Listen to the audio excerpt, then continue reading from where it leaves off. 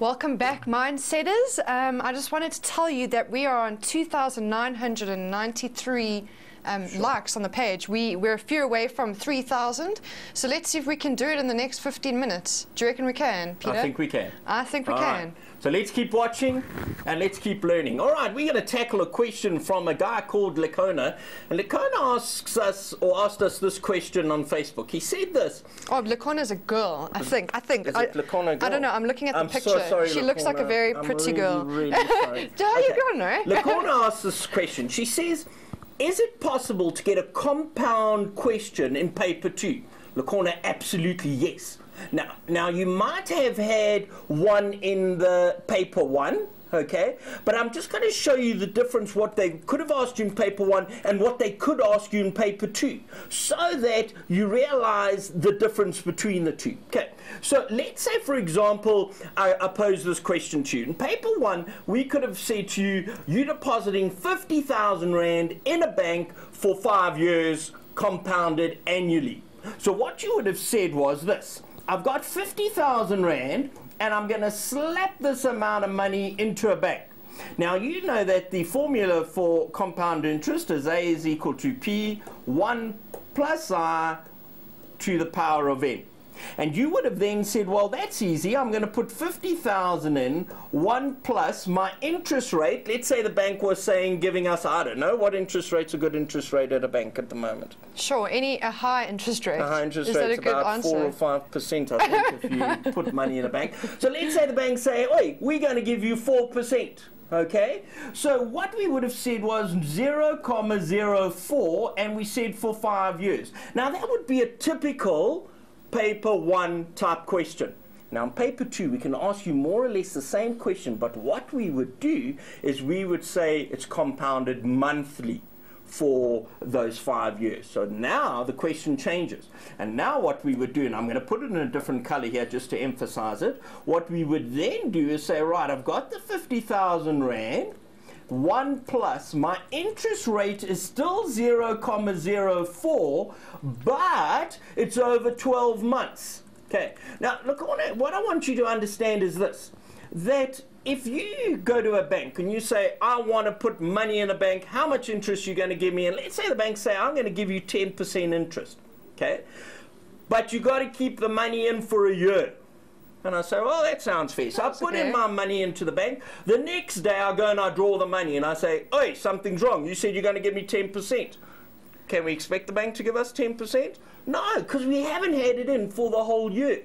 So if I'm putting money in a bank for a month, they're going to give me a 12th of that interest. So because I'm calculating my interest monthly, I'm going to say it's 0,04 divided by 12, because I'm now calculating it monthly.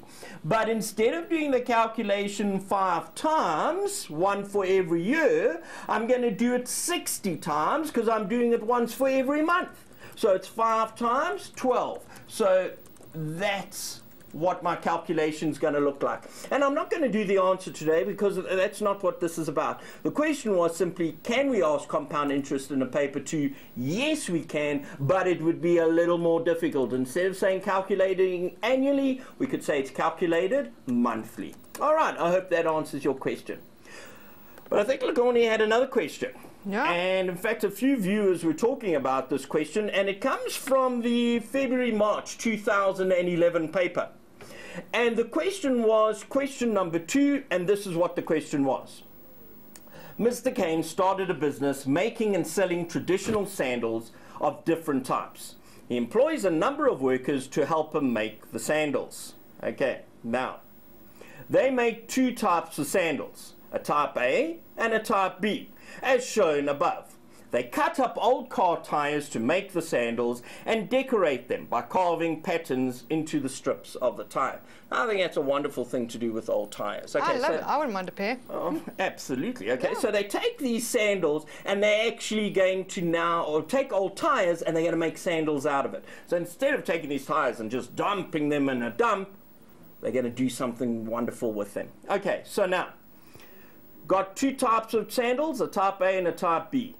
One worker takes 4 hours to make 1 pair of type A and 5 hours to make 1 pair of type B sandals. The time taken to complete one pair of sandals for different numbers of workers working together is shown in the table. Now use the table to calculate the missing values of P and Q. All right, now let's listen up.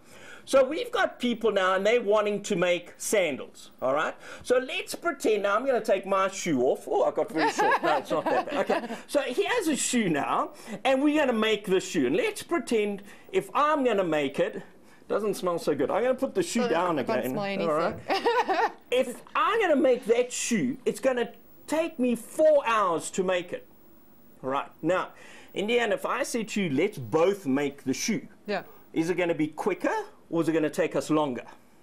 Take quicker. It's going to take quicker, absolutely. Why? Because you're female and I'm a male. If And I'm we really were good at both making things. females, we would talk and it would take us longer. But generally, being two people are going to be twice as quick as the first one. So if we look at our table here, we can see that one person is going to take 4 hours to make type A shoe. So if one person takes 4 hours, two people are going to take 2 hours. I think that makes a lot of sense, doesn't it? So we're going to say, well, that is 2.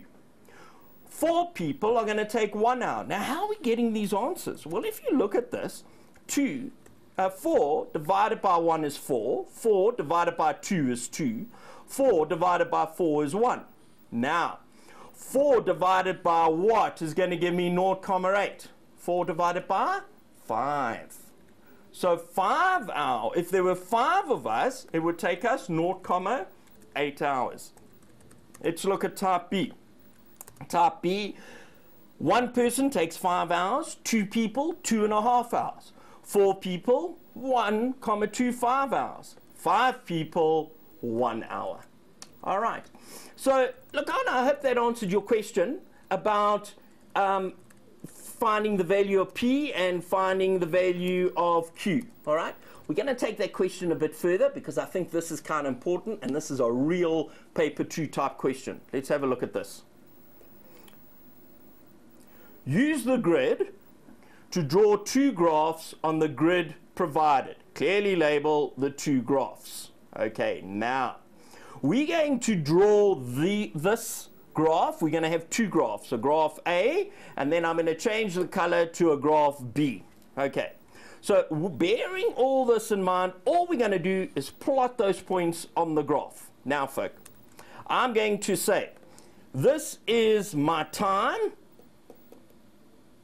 and the horizontal axis is the number of people. Okay. Right, so I'm going to say 1 person, 2 people, 3 people, 4 people, 5 people, and I think it goes up to 6 people. And then the hours, we're going to work along here and say 1 hour, 2 hours, 3 hours, 4 hours, 5 hours, 6 hours, 7 hours, 8 hours. I don't even think we need to go so far. So let's have a look now at graph A, and we're going to do it in pink because we're going to say type A are lady shoes, they're pink. Right, now, one person takes 4 hours to make this. So one person, 4 hours, and I'm going to plot that point right there on the graph. There it is. 2 people, we said, is going to take 2 hours, so I'm going to plot that point on the graph. 4 people, we're going to take me 1 hour.